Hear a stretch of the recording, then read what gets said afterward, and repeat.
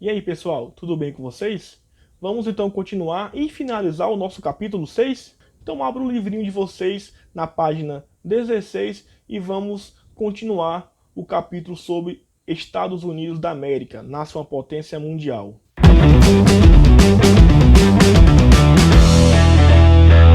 Vamos começar aqui falando da formação dos Estados Unidos. Então, a gente já sabe que esse país tem uma grande influência, né? E que essa influência é percebida em grande parte do mundo por grande parte da população mundial. Não é isso? Através dos filmes, dos artistas, das músicas, das bandas.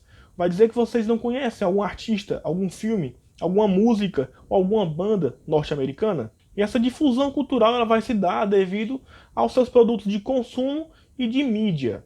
Para entendermos um pouco dessa influência, dessa potência, é importante conhecermos o tipo de ocupação histórica que ocorreu nos Estados Unidos da América. Aqui na América, e quando eu falo de América, estou me referindo ao continente americano, ocorreram duas formas de colonização: a colonização de exploração e a colonização de povoamento. Enquanto que aqui na América do Sul ocorreu essa colonização de exploração, ou seja, os portugueses e espanhóis vieram e exploraram as matérias-primas e recursos aqui da América, especificamente para levarem para a metrópole. Na América do Norte, por falta de recursos preciosos e por ter um clima semelhante ao europeu, isso não ocorreu. Ocorreu uma chamada colonização de povoamento, claro, com exceção de algumas colônias do sul, ou seja, da região meridional dos Estados Unidos, que também foi colonização de exploração. Mas já falamos sobre isso. Primeiro, é importante vocês saberem que esses territórios ingleses, né, esses territórios que foram colonizados na América do Norte, primeiramente, eram conhecidos como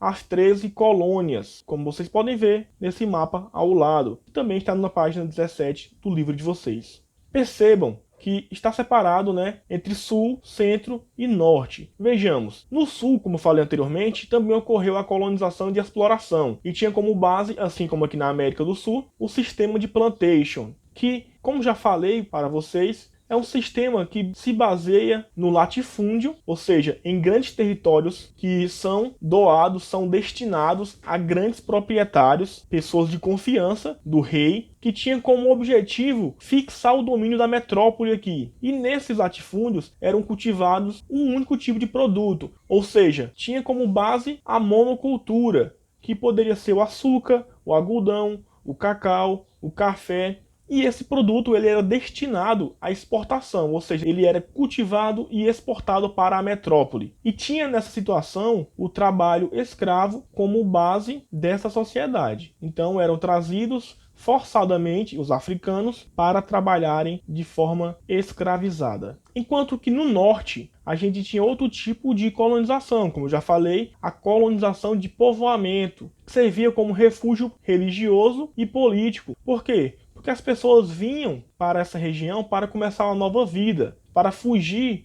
da perseguição política ou religiosa que sofriam na Europa, ou inclusive fugindo também de conflitos de guerras que ocorriam naquela região. Já que no norte dos Estados Unidos as condições climáticas eram semelhantes às europeias e não havia ainda sido descoberto nenhum tipo de recurso precioso, então não havia interesse comercial da metrópole nessa região. Então essas pessoas vieram para a América do Norte para povoar, para começar uma nova vida. E para tanto foi dividido em pequenas e médias propriedades doadas ou vendidas para essas pessoas que vinham morar na região. Ou seja, ocorreu um processo de reforma agrária. E nessas terras eram cultivados diversos tipos de produtos. Havia então um sistema policultor, que servia de abastecimento local. E a mão de obra utilizada naquela região era mão de obra livre, ou assalariada. Então a gente vai ter aqui uma colonização de povoamento. E é exatamente essa colonização de povoamento que vai impulsionar o desenvolvimento da colônia. Mas vocês perceberam aí no mapa que eu mostrei para vocês, da página 17, que os Estados Unidos, hoje em dia, não tem apenas aquela dimensão territorial, ele é muito maior. Mas como ocorreu essa expansão territorial? Primeiro é importante entender que a riqueza natural e os recursos disponíveis o território norte-americano foram importantes para o processo de expansão que levou séculos. Vejam e acompanhem aí nesse mapa gráfico da página 18. Observem que antes da independência dos Estados Unidos, em 1776, haviam apenas essas 13 colônias. Já em 1783, o território já havia duplicado através de um acordo feito com a Inglaterra, em que foi incorporado uma região que ia dos Grandes Lagos, que divide ali o território norte-americano com o Canadá, até o Golfo do México. Em 1803, houve a compra da Louisiana, que era um território francês, que vai do rio Mississippi até as Montanhas Rochosas. Em 1819, houve a compra da Flórida. Nas décadas de 1840 e 1850, vai ter a anexação do território mexicano, que era compreendido pelo Texas. E essa anexação ela vai ocorrer através de guerra ou de compra do território. Na mesma época, foi anexado a região do Oregon, que foi cedido pela Grã-Bretanha. Já em 1867, houve a compra do Alasca, que pertencia à Rússia, que fica depois do Canadá, e em 1898 houve a anexação do território que hoje é o estado do Havaí. E outro fator importantíssimo, tanto para a expansão quanto para o desenvolvimento social e econômico norte-americano, são os fluxos migratórios. Entre o século XVIII e o século XIX, chegaram muitos alemães, irlandeses e escoceses. A partir de 1850, houve uma intensificação dessa migração, impulsionada pela miséria e pelas perseguições que ocorriam na Europa e também por fatores internos. Quais eram esses? Havia muitas terras férteis na região das planícies centrais. Outra coisa importante aqui era o ouro descoberto na Califórnia. A Califórnia foi região tomada do México. Assim também como fora importante para a intensificação desses fluxos, a industrialização que ocorria na costa noroeste. E, devido a esses grandes avanços de expansão territorial, foram tomadas medidas de atração de pessoas, ou seja, medidas pró-migração, que era uma forma de atrair esses imigrantes para os Estados Unidos para aumentar, obviamente, a quantidade de mão de obra da nação.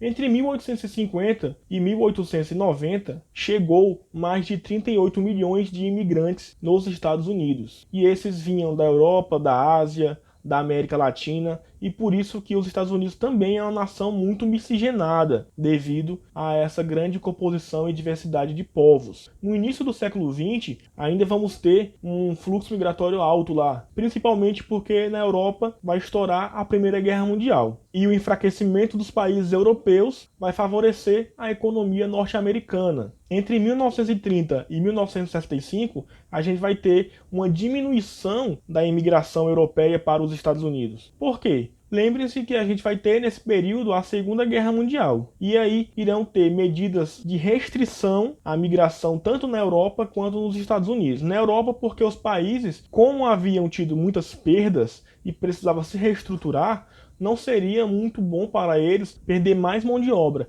Então, houve ali políticas de incentivo a ficarem em suas nações e também políticas de restrição à saída. Assim como também nos Estados Unidos foram implantadas também políticas de restrição à entrada de imigrantes. Já nos últimos 40 anos, a gente vai ter um novo crescimento desse fluxo migratório para os Estados Unidos, dessa vez composto principalmente por latino-americanos. Para se ter uma noção, do século XIX até hoje, aproximadamente 70 milhões de pessoas, de imigrantes, entraram nos Estados Unidos. É o país com maior fluxo de imigração do mundo. Atualmente, é óbvio, a gente percebe, que nessa atual administração há uma série de medidas anti-imigração, como, por exemplo, a construção de muro entre Estados Unidos e México, a proibição da entrada de refugiados e também de muçulmanos, assim também como a prisão de pessoas que entraram na região de forma ilegal.